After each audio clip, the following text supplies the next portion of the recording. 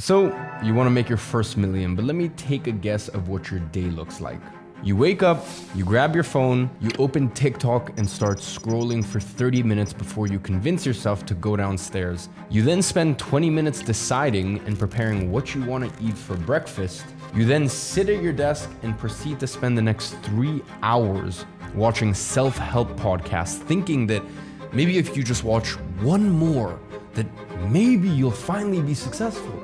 That is absolute bullshit.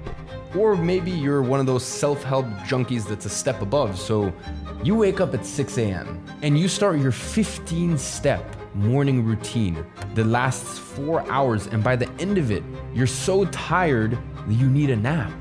Ladies and gentlemen, both of these are totally wrong. So in today's video, I'm going to reveal to you the 7 productivity hacks you need to make your first $1 million. Now, I want you to know that I'm coming up on my 10th year as an entrepreneur. So I have tried everything, whatever routine, morning routine, all this BS, supplement, biohacking, blah, blah, blah. Like, I've tried it all. So I can genuinely from the bottom of my heart tell you what works and what doesn't work. Now, the first productivity hack is something that I publicly talked about in 2021 when I uploaded a free module from one of my paid programs back then. But I've actually been using this tool for many, many years. And the tool is called Unhooked. Now, here's the thing. YouTube is entertainment. It is not education, and you need to view it that way. Because in life, you get ahead by applying, not learning. Listen, it is incredibly, incredibly important to learn. Learn as much as you can, but it's far more important to apply that information. Even my videos, I want you to view my videos. When you watch one of my videos, I don't want you to go away and think, oh, I accomplished something. Look at me, I'm so happy with myself. I want you to view my videos as an interesting viewpoint, an interesting perspective from someone who has walked the path very publicly. I've been documenting everything for 8 years now on YouTube that has walked the path that you want to walk. But none of it will have any effect whatsoever unless you apply it. Now, the thing is, YouTube is a very, very smart platform, and it can be a very dangerous platform because sure, you have interesting educational, but remember, view my content as entertaining. And by the way, I want you to view most books out there in the exact same way, because most books, what it is, it's 15 pages of gold and then 300 pages of fluff, because they can't sell you a 15-page book and people will pay $12 for that, even though it's really only 15 pages that are valuable. But listen, that's just the way the world goes. So as long as when you watch my YouTube videos or when you read a book, you look at that as entertainment, as downtime stuff. Really, the only thing that I would consider proper learning is when you know exactly what you need to do and you're educating yourself on how to do it. Let's say there's an aspect of your online business or your online career that you know you need to work on in order to get ahead. Well, then immersing yourself in that specific topic, that's education. Just watching a podcast or reading a book because you think that it might be useful to you, that is very dangerous, and you need to look at that as entertainment and not education.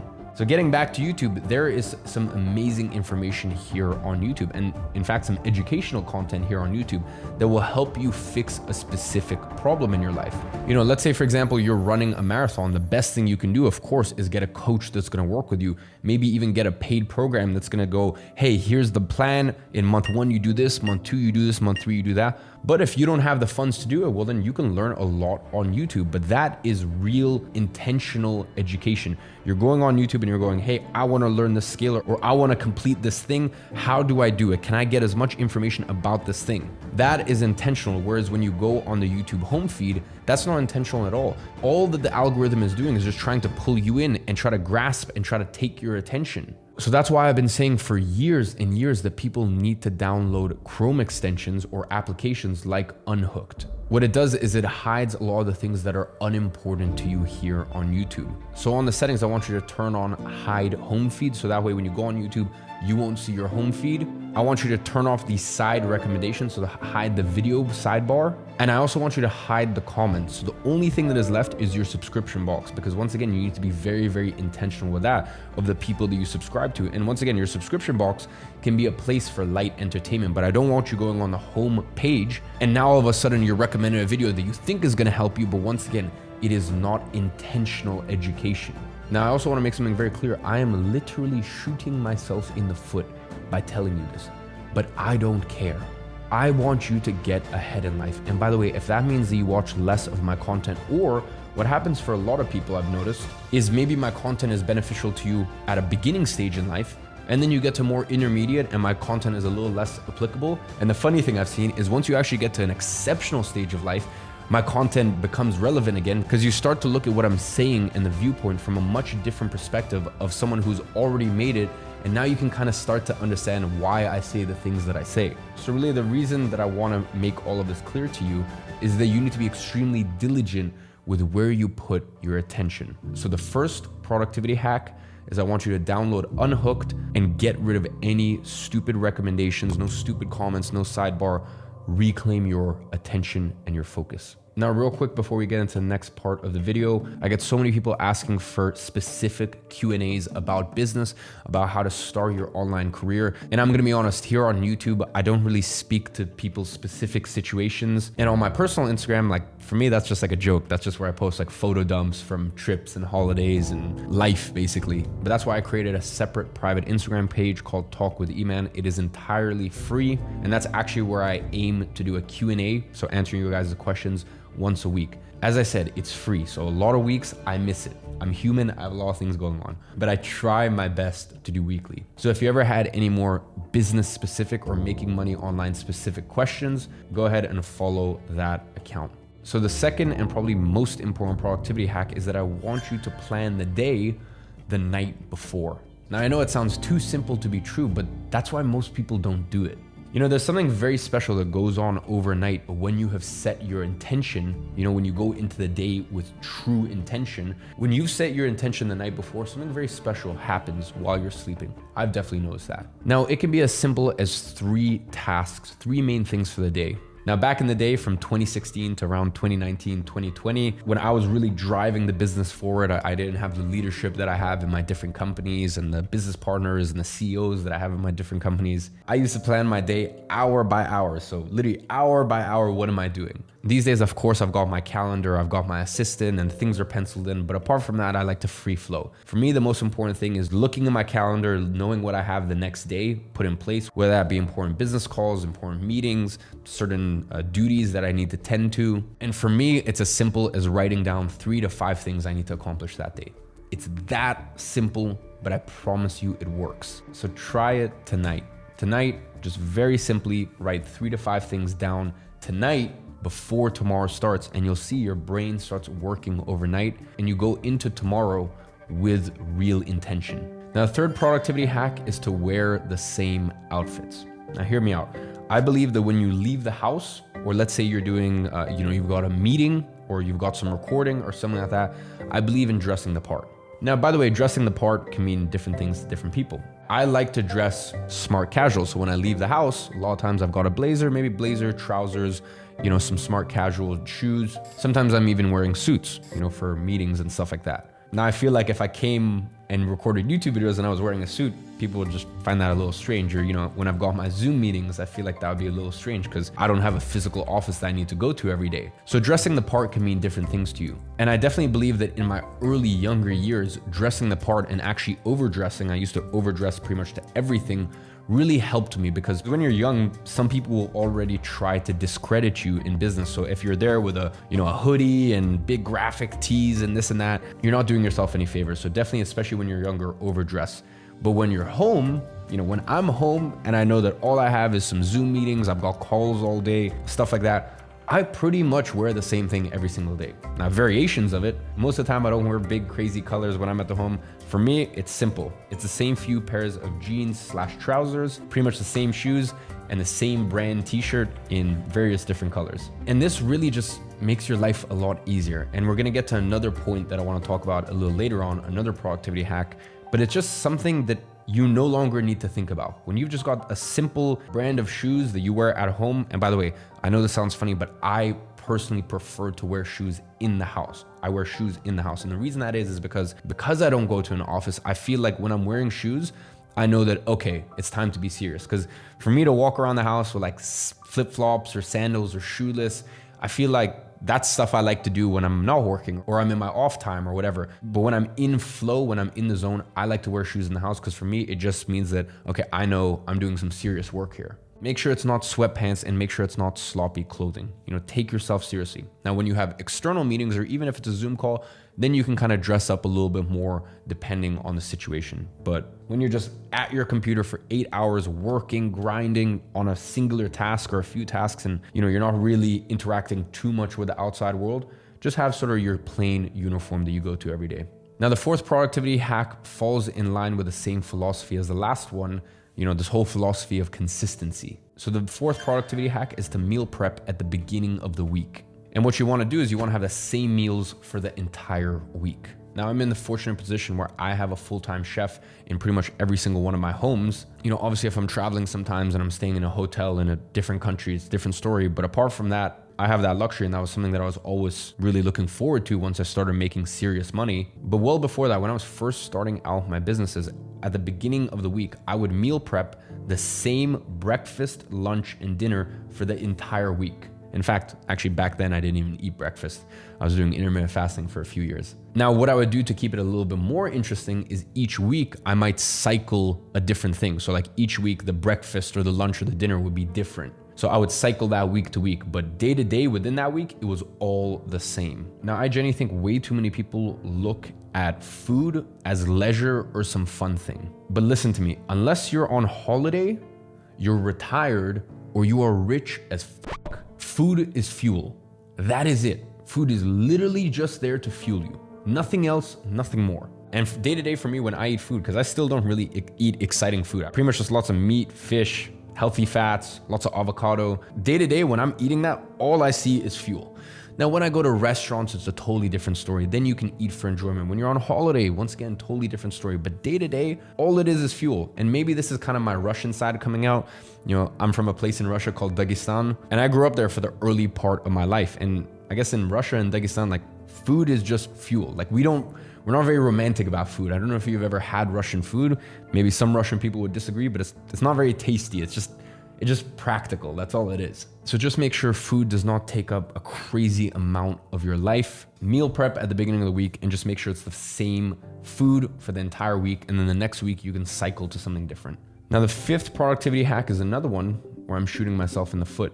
And that is, I want you to delete TikTok right now, unless it has a direct correlation to your line of work. Listen, if you're a short form editor, or let's say, you know, you're an affiliate marketer for a certain product, and the way you do that is through short form content on TikTok. Or let's say you get leads through your business through TikTok, which very few people do. So let's say you are the 1 in 50 people that actually makes money through TikTok. Then of course, don't delete it. But if you're anyone else, you know, 49 of those 50 other people, just delete it. There's no point for it whatsoever. This is just another thing that is here to rob your attention. And that's it. That's really it. And listen, you may even be following me on TikTok. And the funny thing is, I think I got to 1.5 or 2 million followers on TikTok without ever having downloaded the app in my entire life. My team just posts a bunch of stuff. If you wanted me to create a TikTok, I wouldn't even know how to do it. Like, I only downloaded it 3 or 4 months ago because I'm like, okay, this is crazy. We're getting like 200 million views a month on short form between TikTok and Insta Reels and what's the other, YouTube Shorts. So I was like, you know, maybe I should download it and at least every once in a while check in and kind of understand the platform and what people are posting. But once again, that is related to work. So listen, I am deeply honored if you follow me on TikTok, but like, just don't. The small benefit that you get from short form clips on TikTok, because as I said, that's entertainment more than anything. I mean, the wisdom is great, but the issue is the little upside that you get isn't worth the complete downside. Because, you know, maybe you see one of my TikToks and it's great and you get a new perspective, but that's one TikTok out of maybe 10 BS ones and 10 BS TikToks that take you into a mental spiral that you don't want to be in, nor should you be in. So that's number one. The other thing is, I want you to mute everyone on Instagram. Now, I understand for a lot of people, Instagram is sort of like their social CV, whether that be dating, whether that be career. Listen, I'm not gonna lie, Instagram is important in today's day and age, but that doesn't mean you need to watch everyone's stories or everyone posts. Like, I pretty much have, I would say, 90% of people muted on Instagram, because to be honest, I just don't give a shit.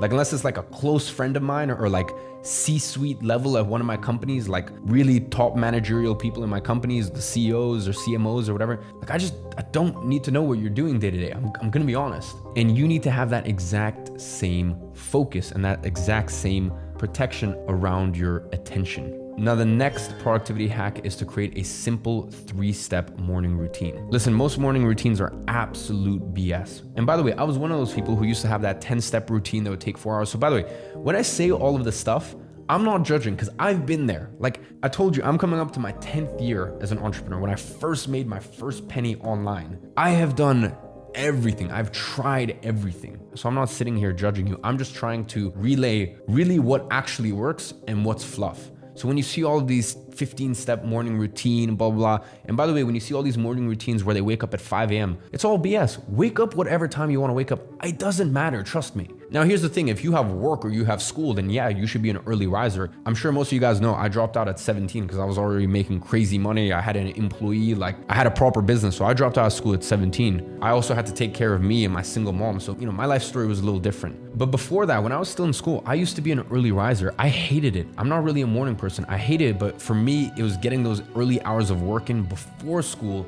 and those early hours of exercise a lot of times before school that really helped me make sure that I got important things done. So if you fall under that category, then yeah, of course, maybe waking up earlier makes a lot of sense to make sure that you get everything done always. But listen, if you're not in that category, wake up whatever time you want. I've used to wake up at 5 a.m. I used to wake up at 6 a.m. I used to wake up at 7:30 a.m. Now I wake up at 8:30 because I also spend majority of my year in Dubai, and most of my employees and most of my team are in America and Europe. So for me, it doesn't make sense to wake up at 5:30 knowing that I have calls most days up until 9 p.m. Most of my leadership calls start at 5:30 and end at 9 between the different companies. So find a simple 3-step routine. My old routine in London, let's say for example, 3 years ago, I would wake up at 6:30. I would do a little bit of journaling while drinking a coffee. And then my personal trainer would show up at my doorstep. We'd walk 2 minutes to the gym, and I would start my training session for the day. That was my 3-step morning routine. Now my morning routine is a little different. I wake up and the first thing I do is I go jump in the cold plunge. So I go down to my home gym garage, I jump in the cold plunge. After that, I have a shower and get ready. And the third thing is I make myself a coffee and I sit down at this desk and I just have 30 minutes of me time.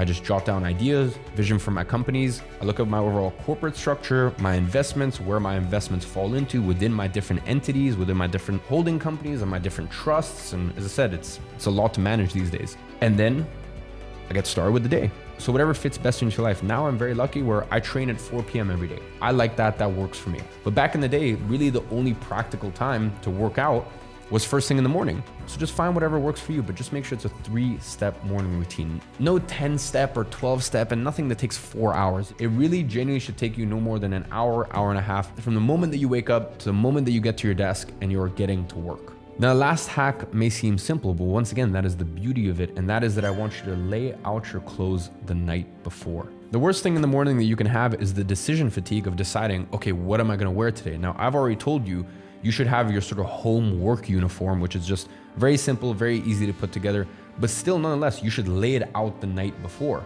And you especially wanna lay out your clothes if you're working out in the morning. Now for me, I'm gonna be honest, it's more difficult not training than it is. Like I love training, whatever it is, whether that's running, whether that's boxing, whether that's functional CrossFit training, whatever it is, like I just enjoy it. But nonetheless, you wanna lay out your clothes, especially if that's something that you struggle with in your life, or especially if you struggle to wake up in the morning. Trust me, it takes 2 minutes a night, but it makes the morning so much more seamless. So ladies and gentlemen, I say all of this with love, because as I said, I have tried so much stuff, and especially in my early days, I saw so many things that I thought were important to success, and they just weren't. So this is just me being honest of what has worked for me over the last 10 years and what hasn't. I hope it was useful to you. And as always, I'm watching from afar and I'm rooting for you.